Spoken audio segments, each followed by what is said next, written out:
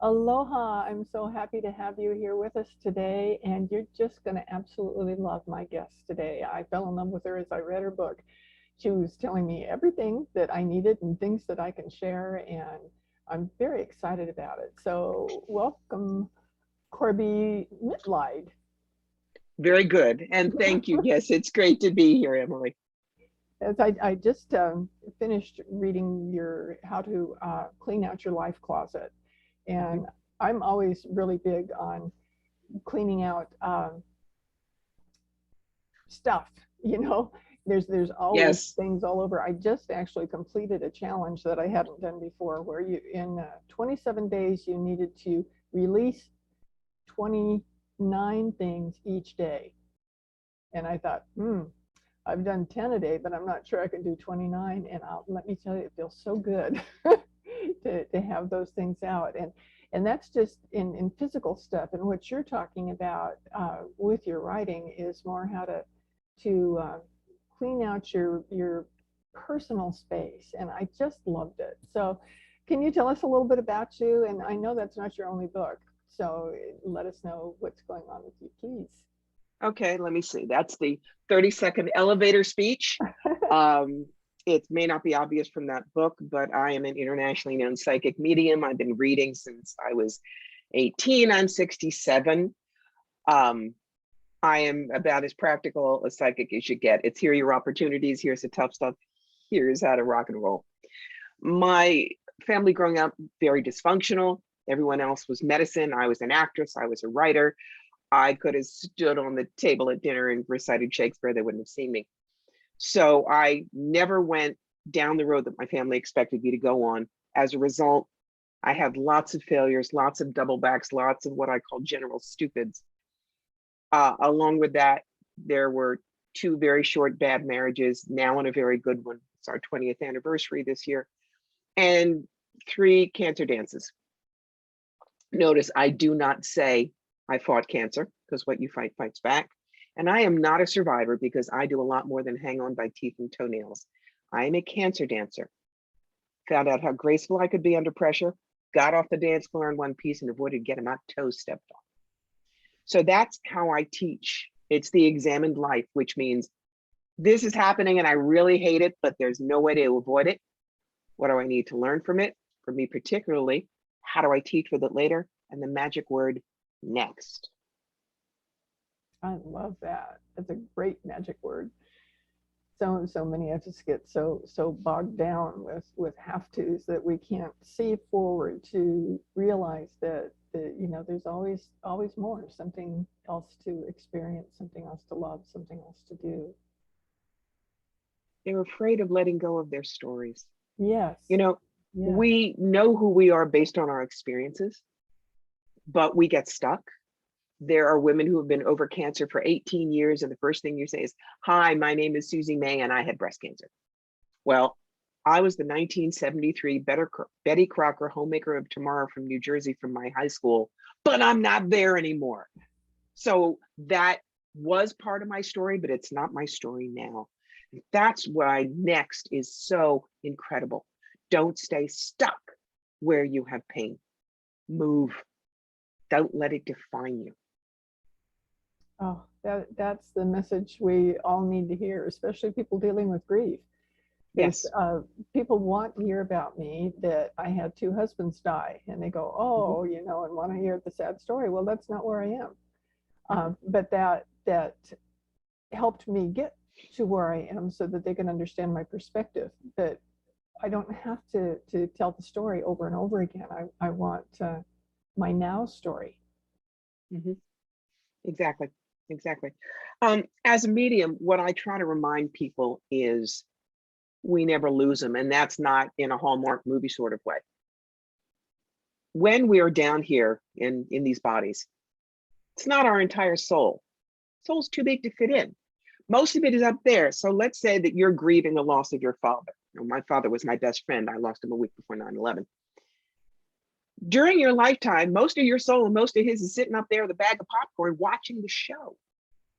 So just because they're out of the envelope down here doesn't mean you've lost them. It doesn't.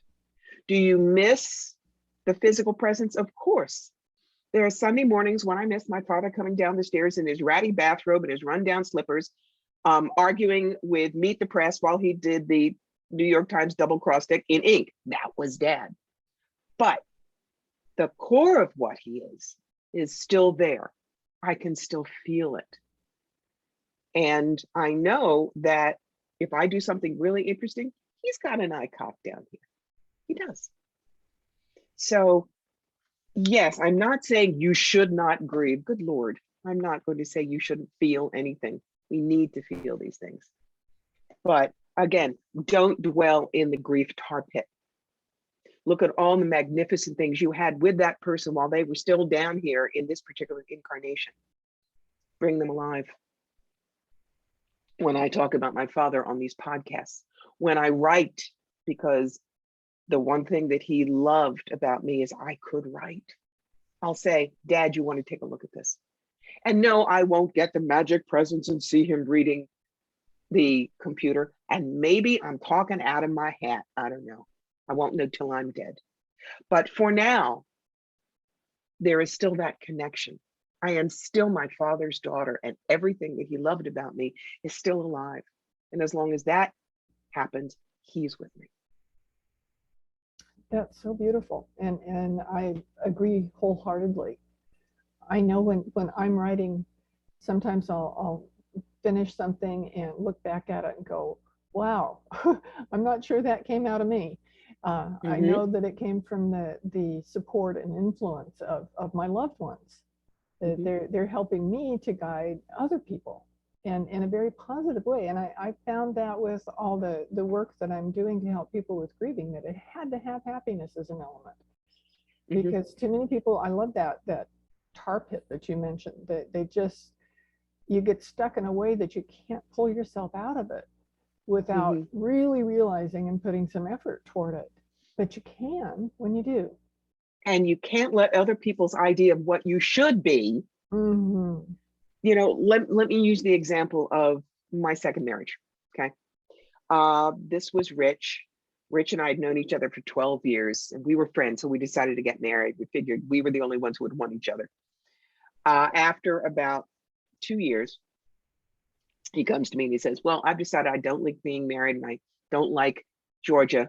So I'm leaving and you're not invited. Now, mind you, I am not a magnolia. I'm a bagel. I belong in New York, but he moved down to Georgia because of a job and we moved.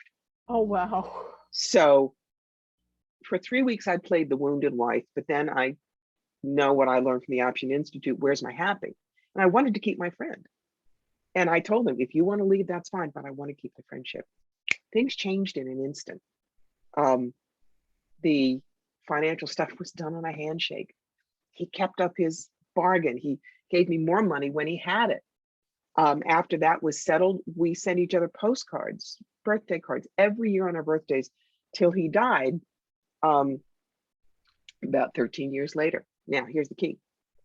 Because we had decided how we were going to do things, I was lecturing at a spiritualist church in Rochester week before my birthday in 2008. He died in 2007. And it was rookie day. And that's when people that have not given messages before are allowed to come up. And so a rookie came up to me and goes, Reverend Corbie, may I come to you? That's the verbal. And I said, yes. She screws up her face and she's trying not to cry because she is convinced I will think she is an idiot. But she says, I am receiving a gentleman. He looks like Santa Claus, but he's younger and his beard is all red gold and he's in a red t-shirt and sandals and shorts. And he has a cat in his arm that looks like a Siamese, but it's got long hair and he's making it wave at you and he's blowing your kisses. Now, of course, I'm laughing because I know that's Rich. Wow. He moved to California, t-shirt, shorts, sandals. The red t-shirt is a specific one I gave him. He was holding a Himalayan, which is a Siamese pointed long-haired Persian. That had been our first cat, Kaiser Wilhelm, and he was making it wave and blowing me kisses because it was a week before my birthday.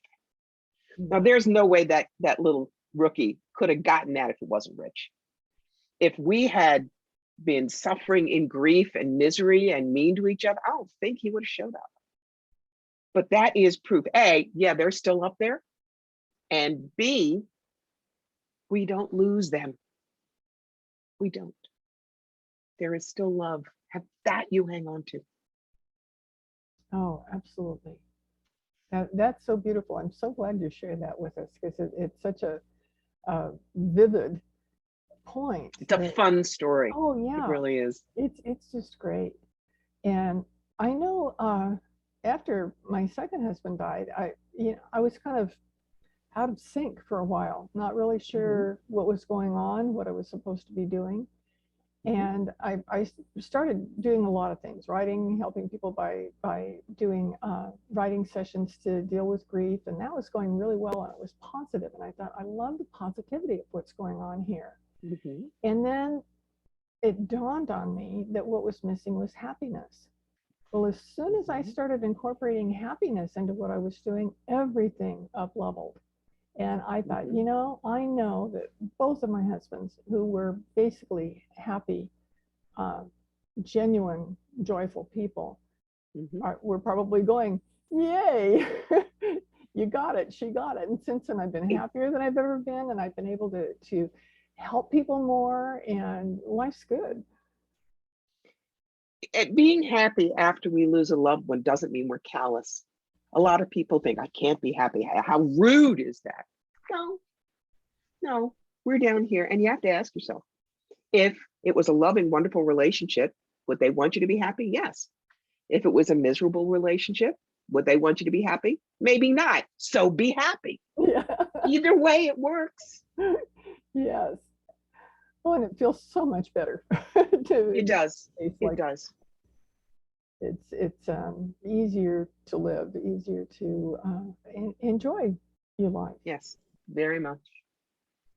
Well, tell us a little bit about your book, Cleaning Out Your Life Closet, because I love the process that you shared, and it's all kind of common sense and doable. Right. There's the picture, kids. All right. It's 4 things: clarity, adaptability, simplicity, and making friends with stress. But, I have this thing about self-help books, because I will give $50 cold cash to anybody who can truly hold up their hand and say, I have never bought one in my life. Nobody. And I remember the very first self-help book I bought. I was 13 in 1968. And I remember the very first paragraph of the first chapter. Judy has a groovy wardrobe. Judy's hair is fab and her makeup is far out. But nobody likes Judy because Judy's fat. Right there in one paragraph, an impressionable teenager is told nothing about you matters except your looks and how other people judge you. And that is where most self-help books go. We're a victim society. Look, victims are the ones who win reality shows. Oh, we're so sorry for you. You get the $2 million house. You're someone who's working hard and a good person. Now we don't care about you. So people understand victim means good. But when you're a victim, you give up your power. It is not the case that you don't know anything and the self-help person knows better. You must do everything that they say. There's one book I read that said you mustn't eat food with leptin and you have to get up at 4:30 every morning to do yoga. Well, a single mom with 2 preschool kids and a 60-hour-a-week job in Milwaukee is going to read this and say, what planet are you on? So my self-help book is the exact opposite. You write it with me. Here's some of the stupid things I did. Here's a client story. Here's some suggestions. But at the end of each chapter is what I call the adventure pages, where the questions that you have to answer are only from your life. For instance, the chapter When to Stand Your Ground. Think of a time when you knew you had to stand your ground on a belief, in a relationship, on self-care. How did you do it? There are times for compromise and adaptability, and times to stand your ground. How do you differentiate these for yourself? What is a good rule of thumb for you when you need to stand your ground yet remain comfortable in a situation? What behavior will support you? You're not going to find that on page 67, guys. You have got to look at your own life and honor it and pull out the wonderful building blocks and learnings that you have done. And that is what you build your life on. If you and your best friend buy my book on the same day, read the same chapters at the same time, but each of you do your own adventure pages, at the end of that, you're going to have two different books because your life experiences are different. And you will learn that it is not true that other people have to tell you what to do. When you are in charge of your changes, all possibilities are open to you as well. Wow, what a message that everybody needs to hear. So many times we're waiting for the recognition or the comfort or the direction or guidance from somebody else, and you can wait in that spot forever. It's not going to. You know, that's called forgiveness instead of permission. And I use a puppy. If a puppy is waiting for permission to go out and pee, you're going to have a wet carpet. If the puppy just barges out the door and goes and pees and poos and comes back in, you may say, bad dog, you shouldn't have gone out, and the dog's going to look at you and say, well, I had to, next time. Okay? Life is like that. If you wait for permission to live, other people are not interested. They'll just ignore you, and you'll end up 70 saying, what happened to my life? Forgiveness is, oh, I'm sorry, you didn't want me to have a successful career as a psychic. I'll remember that next incarnation. I mean, there are members of my family that will not admit to what I do. They call me a motivational speaker because they're embarrassed or they're jealous or whatever. I don't know. But I did not wait until I had their permission to be who I am, to go be who I am. If they think what I do is a carniac and charlatan and I steal people's money, while I look at them and I say, thank you for sharing. You may think that if you wish. And then I got to do my life the way I know I need to do it. No guilt. That's right. And nobody else can do your life but you. Mm-hmm. And that's exactly right. We get into that rut of thinking that we must be doing something wrong because our life isn't exactly where we want it to be. And that's not the case at all. Mm-mm. No, failures are only rerouted opportunities. I cannot tell you how many times I have failed in my life. Been fired from jobs, projects I wanted to do went nowhere, half-finished manuscripts that are sitting in my basement. 2 bad marriages.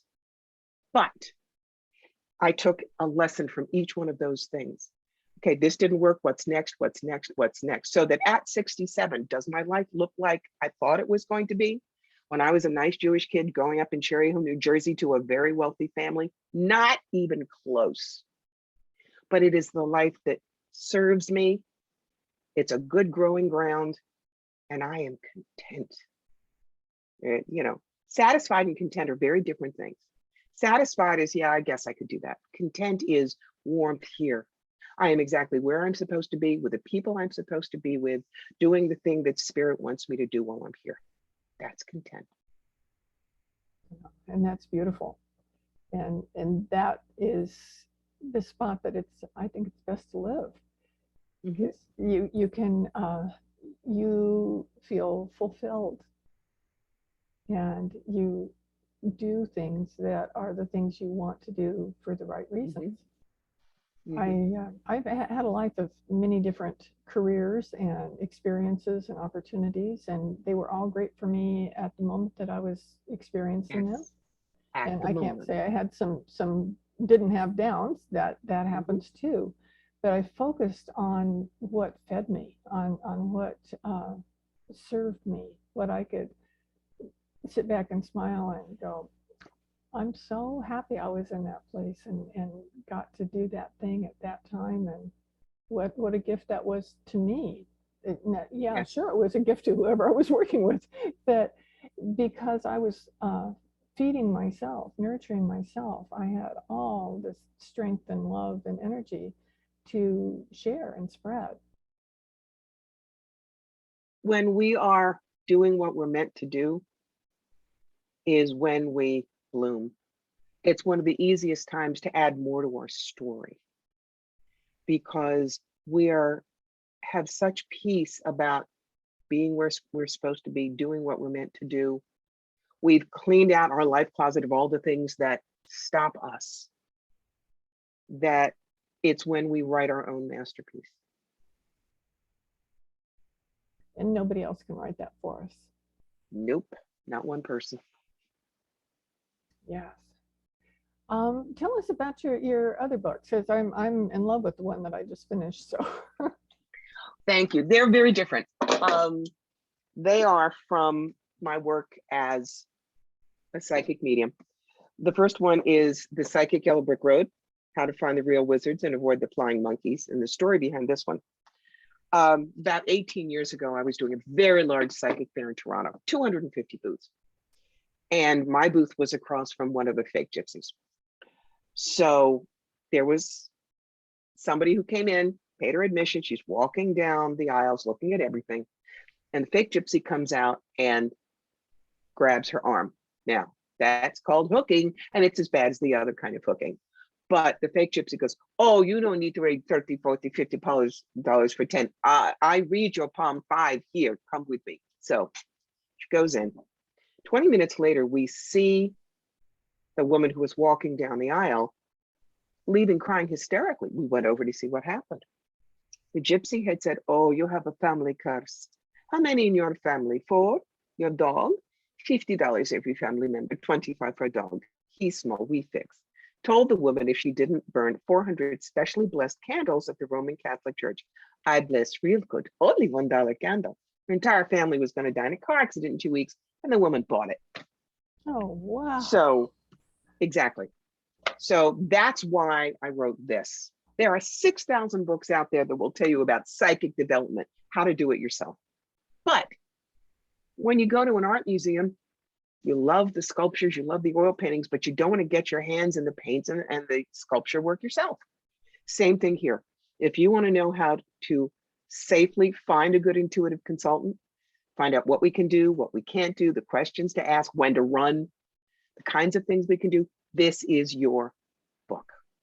And the fun part is a lot of psychics have read the book and gone, God, I wish I had this when I was a rookie. It would have made my work a lot easier. So, and I'm a funny writer, I admit it. Yes. So, you know, there are parts in there. I think my favorite one is the one about when not to have a reading. And I talk about the client who wants what she wants, doesn't matter what. And every single one of us has gotten this. Does Bruce love me? No. Well, is he gonna love me? Not the way you want. Well, if I do such and such, is he gonna love me? No, he's not. Well, is he gonna call? No, he's not. Well, if he's not gonna call soon, he's gonna call later. And they beat on you, hoping you will just go, all right, fine. He loves you and he wants 7 babies with you, but he just doesn't know it yet. Oh, good, I got some. Don't do this to us. The third book is, there are a lot of people who think, oh, well, I read cards in high school, so now I'm retired, I'll go make money at it. No, my darlings, it doesn't work that way. But I was on the road 45 weekends a year, 45,000 miles a year on the car doing psychic fairs and expos. My nickname was the Travel Channel. Now, 2019, I had a back injury that put me on the shelf that way, but that was fine because the year of Murder Hornet bingo happened the next year, but I had already moved my business online. Everyone is starting to do the fairs again. That's for this. You've got the magic who needs a genie. This is every single thing I learned being a road warrior, keeping you on the twin mountains of business acumen and WikiWoo. And there are certain things in there you're not going to find from a normal business book. Things like, I always tell my people, it's important that you have a sign-in sheet. Why is it important to have a sign-in sheet? In London, Ontario, I was reading a young man who did not like what I told him. The next day, I found an anonymous death threat on my table. But because I had handwritten sign-in sheet and the death threat was handwritten, we matched the handwriting, we handed it over to the police. Just because you're doing this kind of work doesn't mean it's all sunshine and rainbows. It's normal work. You need to know both sides. And so that book is for the next generation of readers that's coming up. That's exciting. I haven't heard of anything else like that out there. There isn't. But guys, there are almost 8 billion people in the world. I can't read them all. If there are new intuitives coming up the road, please, whatever I can do to raise them right, I'm happy to do it. That's so wonderful. I've known a few intuitives, friends throughout my life, and I guess I must gravitate to the people who are genuine you know, Mhm. and real in what they do. But of course, there are charlatans out there, and you have to pay attention. You do. You do. And there are people who are into the scarcity mindset. I often get asked, but you pulled, little dancing bear, the rookie, over and you showed her everything on your table and you gave her samples of your writing. And why are you doing this? And it's like, she's been reading for 3 years. I've been reading for 50. She does not have my personality or my skill set. She's no threat. All boats rise. And that apparently, even in the professional psychic world, is a rare thing.